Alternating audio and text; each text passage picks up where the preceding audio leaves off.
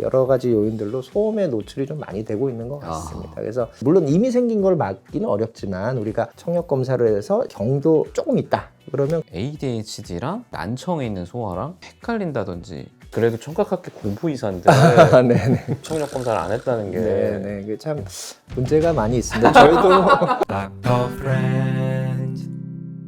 안녕하세요. 닥터 프렌즈입니다. 오늘 귀한 분 모시고 저희가 영상을 촬영하게 됐는데 이쪽은 아니까 청각학회 총무이사님. 네, 맞습니다. 오셨죠? 네. 네, 대한청각학회에서 총무이사를 맡고 있는 박무길입니다. 저는 서울대학교 병원에서 귀를 전공하고 있습니다. 네, 반갑습니다. 박무 교수님 반갑습니다. 조영상 교수님도 이걸로 처음 보는 분 있을 수도 있으니까 인사 한번 해주시죠. 네. 저는 대한청각학회에서 공보이사를 맡고 있고요. 삼성서울병원에서 귀를 전문으로 진료보고 있는 조영상이라고 합니다. 반갑습니다. 반갑습니다. 이렇게 저희가 모시게 된 계기가 3월 3일에 WHO에서 선정한 청각의 날이라고 제가 들었습니다. 네, 맞습니다. 근데 정확히 그날 청각 중요하다 이런 말을 하는 건지 아니면 정확히 어떤 다른 슬로건 같은 게 있는 건지가 좀 궁금합니다. 3월 3일이라는 그 숫자가 이제 저희 귀의 모양이랑 이제 비슷해서 저희 귀바퀴 모양을 잘 보시면은 숫자 3이랑 좀 비슷한 것 같다는 이제 생각을 하실 것 같습니다. 이제 그렇게 해서 이제 처음에 지정이 됐고 지정이 된 지는 대략 한 20년 정도 오래됐네요. 된 거고 아무래도 이제 난청 같은 경우는 충분히 이제 예방 가능한 경우가 굉장히 많이 있습니다. 그래서 WHO에서도 특히 이제 물론 중증 질환 이런 것도 중요하겠지만 유병률이라든지 그다음에 삶의 질이라든지 그다음에 이제 예방 가능성을 봤을 때는 굉장히 이게 중요한 질환이다라고 인식을 하고 그때부터 이제 세계 청각의 날을 통해서 난청 예방에 대한 그런 홍보 활동들을 이제 진행하고 있습니다. 난청 예방. 그러니까 난청 예방이라고 하면 정확히 어떤 거를 하게 되나요? 물론 이제 여러 가지 이제 난청의 종류가 있죠. 노인성 난청도 있고, 그다음에 뭐 소음성 난청도 있고, 다른 뭐 이독성 난청이나 뭐 감각신경성 난청 여러 종류의 난청들이 있고, 이 중에서 특히 이제 예방 가능한 몇 가지 형태의 난청들이 있습니다. 그 중에 가장 중요한 것은 이제 소음성 난청, 그다음에 이제 아무래도 영유아라든지 소아에서의 난청 예방 활동이 더더욱 더 중요할 것 같습니다. 소아애들한테는 난청을 예방하려고 하는 게 뭐가 있나요? 아이들이 이제 저희가 난청 같은 경우는 조기에 이제 발견을 하면 원인을 제거를 함으로써 이제 진행을 늦출 수도 있고 청각은 이제 조기 또 재활이 가능합니다. 방치하는 경우에는 그 난청으로 인해서 여러 이제 뭐 학습 장애라든지 혹은 영유아 시기에는 또 이제 계속 발달을 하지 않습니까? 언어도 발달하고 우리가 학습도 하고 인지 기능 같은 것들이 중요한데 그런 시기에 이제 뒤떨어지지 않도록 그런 거를 보청기라든지 아니면 저희가 귀에 대한 뭐 수술을 한다든지 충분히 예방을 하고 치료를 할 수 있기 때문에 조기 진단을 하고 예방을 하고 이제 관리를 하는 그런 것들이 중요하겠습니다. 그 조기 진단의 기준 여기서 권고하는 뭐 몇 세는 해야 된다 이런 게 있나요? 청력 검사를? 제일 중요한 거는 사실은 이제 신생아 난청 선별 검사 태어났을 때부터 하는 게 가장 중요하고요. 그래서 현재 그거는 저희가 이제 잘 확립이 되면서 저희 나라도 다행히 전체 이제 신생아들에 대해서 신생아 난청 선별 검사가 이제 잘 이루어지고 있습니다. 그 점에 대해서는 참 저희 청각학회에서 많은 또 노력을 하고 또 보건복지부라든지 이렇게 잘 협조가 돼서 참 잘 된 것 같습니다. 교수님이 직접 뭐 제가 한 건 아니지만 여러 교수님들의 도움으로 잘 확립이 된 것 같고요. 그 다음 사실은 선천성 난청이 많이 있고 중요하긴 한데 그거보다 후천성 난청이 사실 더 많거든요. 그리고 지연성 난청도 상당히 많고요. 사실 그냥 비율만 보자면 후천성이 훨씬 많고 지연성이 더 많습니다. 그래서 사실 조사를 해보면 영유아기, 신생아기 말고 그 이후에서도 상당히 많은 것이 알려져 있고 그럴 때는 아이들이 또 표현을 못 하지 않습니까? 뭐 안 들려요.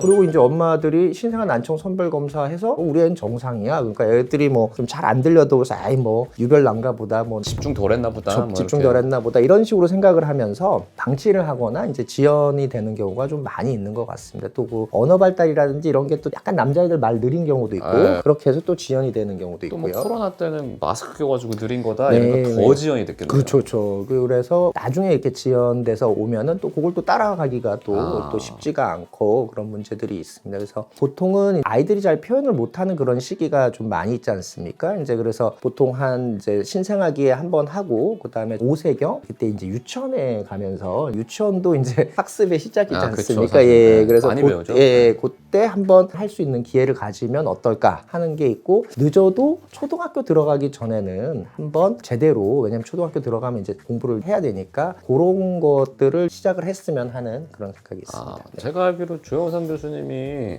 아이가 둘 있어요. 네, 큰 애가 이제 중학교 2학년인가요? 올라가죠 이제. 네, 그리고 이제 작은 애가 6학년 네, 되죠. 올라가. 둘은 청력 검사 한 적이 있나요? 이비인후과 가서 정식으로 한 적은 없습니다. 아니 그럼 어떻게 하는데요? 집에서 했어요? 신생아 청력 선별 검사 했고 네. 그리고 초등학교 1학년 4학년 때 하는 기본적인 검사 했는데 사실 그 검사가 우리가 이비인후과에서 전문적으로 이렇게 하는 모든 주파수를 다 커버하는 상세한 검사가 아니라서 제약이 있는 건 좀 사실이죠. 그렇죠. 약간 네. 중간 주파수에서 그냥 네, 1000, 맞습니다. 2000, 4000Hz 정도 게다가 소리가 꽤 크게 들어가지 않나요? 40dB 정도 들어가잖아요. 맞습니다. 네. 그런 식으로 그러니까 사회적인 청력인지 아닌지만 보는 거잖아요. 그렇죠. 그거랑 뭐 귓속말 검사도 사실 된다고 돼 있어서 그런 식으로 평가를 귓속말 검사 했어요? 할 수도 있고 교수님이 보시기에는 기본이라. 어떤가요? 그래도 청각학회 공부의사인데 네네. 귓속말 검사로 대체하고 청력 검사를 안 했다는 게 네네. 그게 참 문제가 많이 있습니다. 저도 이제 아이들 때문에 궁금해서 한번 따라가 본 적이 있는데 아이들이 이게 말씀대로 그 초등학교 때도 검사하고 학교에서 이제 건강검진하는 네, 뭐 프로그램이 이렇게 하는 프로그램이 있습니다. 지역이나 이제 건강검진 센터에 가서 이제 뭐 여러 가지 검사를 하더라고요. 이제 거기에도 청력 검사가 있기는 합니다. 그래서 보통은 이제 방음되는 부스가 아니지 이제 그쵸. 조용한 데서 하니까 이제 좀 정밀도가 좀 떨어지고 거기다가 이제 말씀하신 대로 1000Hz 중간 주파수 정도라고 생각하시면 되는데 거기서 한 40dB 이제 40dB 약간 큰 소리이긴 하거든요. 제가 말하는 소리가 한 50dB, 55dB 정도 될 테니까 요거보다 살짝 작은 소리니까 그 정도 소리만 듣냐 못 듣냐 정도만 체크를 하고 있기 때문에 굉장히 이제 부정확한 경우가 많습니다. 여기 산증인이 여기 있습니다. 저 어렸을 때부터도 그거는 했거든요. 이거는. 근데 저는 여기서는 한 번도 이상이 나온 적이 없어요.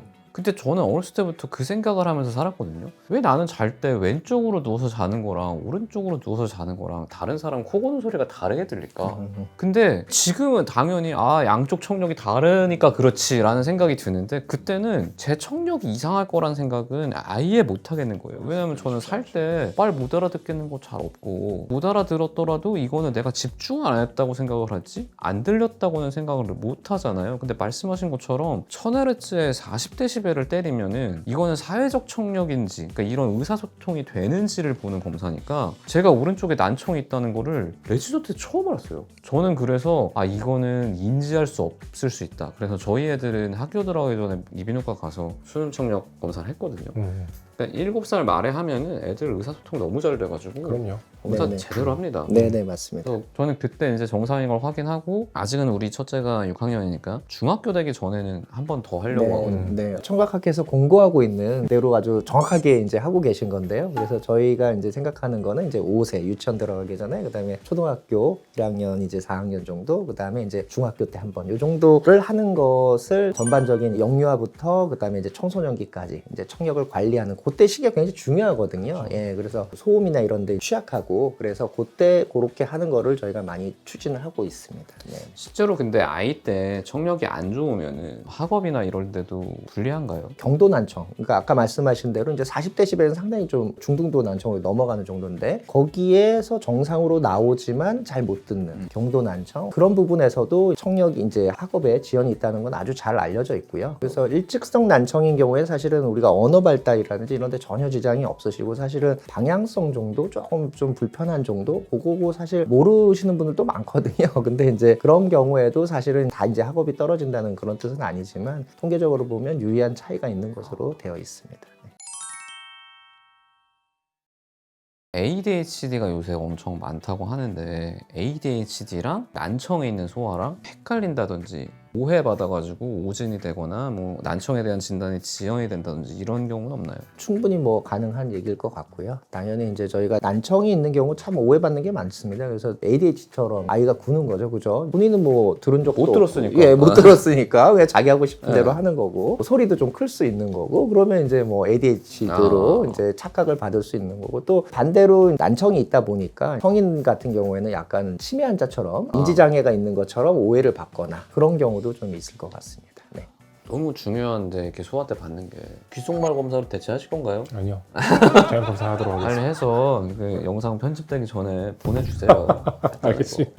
왜냐면 이게 집안 단속이 돼야 다른 사람들한테도 권고를 강하게 권고를 할 할 수 수 있죠. 있거든요. 네. 사실 저는 이제 때를 아예 놓친 거거든요. 그러니까 나이가 들거나 생각해 보니까 아 내가 4학년 때쯤 오른쪽으로 좀 다친 적이 있는데 그때 난청이 생겼나 보다. 근데 그때 만약에 뭐 예민하게 CT도 찍고 뭐 이비인후과 가서 했으면은 수술적으로 교정이 됐을 수도 있는데 저는 이제는 이거 뭐 감각신경 난청이 됐으니까 이거에 대해서는 개선이 안 된단 말이에요. 저는 그래서 애들한테 검사를 해보는 게 난청이 있으면은 치매 유병률도 올라갈 수 있고 이건 뭐 무청기로 막을 수 있다고 하지만 어쨌든 안 좋은 거잖아요. 저는 이제 그냥 제 경험상 했던 건데 이게 실제로 권고사항도 그렇다고 하니까 영상 보시는 분들도 많이 해주시면 좋을 것 같습니다. 왜냐하면 생각보다 몰라요 본인은.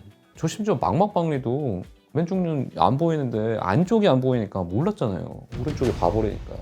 감각기가 양쪽이 있으면 잘 모를 수 있거든요. 헷갈릴 수 있죠. 그래서 그 WHO 이야기 잠깐 하면 올해의 모토가 이제 교실 속 난청 있는 아이들을 예방하자는 거고 아, WHO 추산이 지금 전 세계 9천만 명 정도의 아이들 근데 그 아이가 신생아 빼고 만 5세에서 19세까지의 엄청 많네요. 난청이 있는 아이가 그 정도로 추산을 하고 있는데 문제는 그 중에서 60% 정도를 예방할 수 있다라고 보고 있어요. 근데 지금처럼 발견이 안 되는 거죠. 중요한 거는 이 애가 난청이 있음을 인지했으면은 청력 개선을 부모들이 시켜줄 여력은 있다고 보는데 스크리닝 자체가 특히 저개발 국가들은 많이 안 되거든요. 그래서 그런 것들 때문에 문제고 또 하나는 여러 가지 이야기를 하셨지만 신생아 난청뿐만이 아니고 진주정성 중이염이나 상출성 중이염 있는 아이들이 조기에 발견이 안 되면 그것도 이제 청력이 떨어지거나 계속 떨어져 있으니까. 그럼요. 고막 자체도 이제 삼출성 중이염 물만 빠지면 괜찮다고 하지만 방치하면 유착성 중이염으로 가고 그럼 나중에 또 청력이 좀 떨어지고 안 좋잖아요. 그래서 그런 것들을 경각심을 가지고 저희 나라 신생아 스크리닝은 잘 돼 있으니까 중간에도 꼭 부모님들이 보시고 조금 이상한 것 같다, 못 듣는 것 같다라고 하면 한 가지 중요한 거. 검사를 해보면 좋을 것 꼭 대학병원 안 가셔도 됩니다. 그러니까 대학병원 가려고 생각하면 솔직히 좀 깝깝하거든요. 네. 같아요. 네. 근데 동네 이비인후과 병원에서도 수염청력 검사 되는 데가 되게 많습니다. 그리고 전화해보시고 뭐 우리 애가 뭐 6살인데 되냐 뭐 소화 안 받는 데도 있지만 대부분 6살 이렇게 의사소통 되는 애들은 다 됩니다. 너무 어린 뭐 3세, 4세 이러면 이제 놀이청력 검사를 해야 되고 그거는 사실 대학병원 가서 해야 될 수도 있지만 의사소통이 충분히 된다면 동네 병원에서도 할 수 있는 거고 우리나라는 또 동네에도 이비인후과가 많이 있기 때문에 그렇게 어렵진 않게 해볼 수 있을 겁니다. 가격이 어느 정도 되죠? 6, 7만 원 정도 대학병원에서 했을 때 제가 그냥 동네 병원에서 했을 때는 10,000원, 20,000원 정도 했던 것 같습니다. 네네. 한 사람당. 아마 수가는 14,000원 정도로 네. 되어 있는 걸로 알고 있고요. 그래서 네네. 별로 비싸지도 않으니까 네. 그리고 뭐 계속 해야 되는 것도 아니고 네. 한 번 한 번 하면 되는 거니까 한번 해보시면 좋을 것 같네요. 그래서 이제 아까 경도 난청을 놓치셨다고 하시는데 이제 그런 경우가 많습니다. 그래서 저희가 예전에 청소년 난청 실태 조사를 했었거든요. 대략 한 3,000명 정도 학교에 있는 아이들을 이제 무작위로 선별해서 조사를 했었는데 그 당시에 난청 비율이 대략 한 15에서 한 19%. 그러니까 엄청 많네요. 꽤 높은 거거든요. 그러니까 우리가 6명 있으면 1명은 정상은 아닌 거거든요. 그래서 물론 이제 완전히 못 듣는다는 얘기는 아닙니다. 근데 이제 아까 말씀하신 것처럼 고주파수에만 난청이 있거나 특정 주파수에만 있거나 한쪽에만 있거나 혹은 아이들은 좀 난청의 기준이 좀 달라요. 성인은 우리가 정상 기준이 한 25dB 그 정도 됩니다. 근데 청소년들은 사실은 그게 한 15dB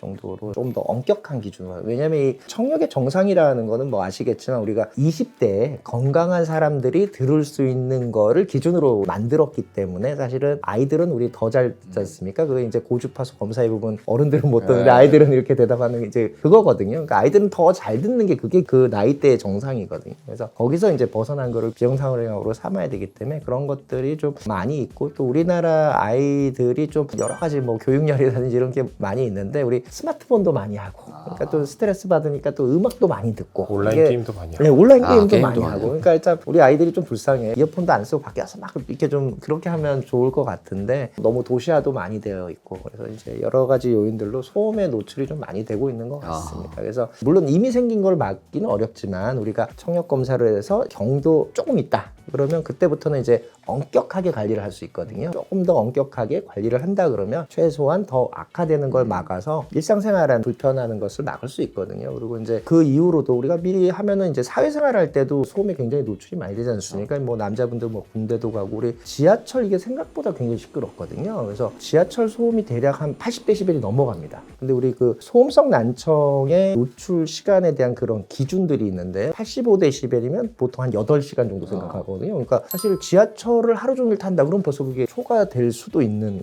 거거든요. 그래서 일상생활에서도 충분히 시끄러운 소리에 노출이 되는 기회가 있을 수 있기 때문에 그런 거를 알고 있다 그러면 뭔가 이제 좀 주의를 할 수 있죠. 네. 저처럼 오른쪽에 난청이 있다는 걸 인지하고 있으면 자례를 잡을 때 전 보통 이렇게 앉거든요. 네네. 왼쪽이 더 잘 들리니까. 그렇죠. 그러니까 이거는 뭐 예방을 위해서는 아니지만 네, 뭐 네. 원활한 의사소통을 네, 위해서 맞습니다. 제가 네. 왼쪽 귀를 열어두는 거고 이런 것만 하더라도 사실은 아는 거랑 모르는 게 많이 달라지기 때문에 그렇죠. 네. 검사를 해보시는 거는 여러 가지 유익이 있습니다. 아무튼 이렇게 저희가 청각의 날을 맞이해가지고 이번에 청각학회가 맡고 있는 일 그리고 WHO가 지금 목표로 삼고 있는 일에서 들어봤는데 사실 이거는 굳이 청각의 날이 아니더라도 언제든지 얼마든지 강조해도 지나치지 않을 일이라는 생각이 듭니다. 그래서 5세 학교 들어가기 전 4학년, 중학교 들어가기 전 이 정도에서 선별해가지고 뭐 이 사이에 한 번, 뭐 이 사이에 한 번 하면 대부분 충분하지 않을까라는 생각이 드는데 저는 안 하는 거랑 하는 거는 너무 다르기 때문에 꼭 한번 해보시기를 권유드립니다. 저는 저희 애들 검사하는 거 영상으로도 올려놨기 때문에 또또또 조상 교수님도 사진이라도 하나 찍어가지고 네, 보내주시면 인증샷 좋을 것 올리도록 같네요. 하겠습니다. 오늘 이렇게 귀한 두 분 모시고 영상 찍어봤고요. 다음에 저희 더 유익하고 재미난 영상으로 찾아뵙도록 하겠습니다. 네, 감사합니다. 감사합니다.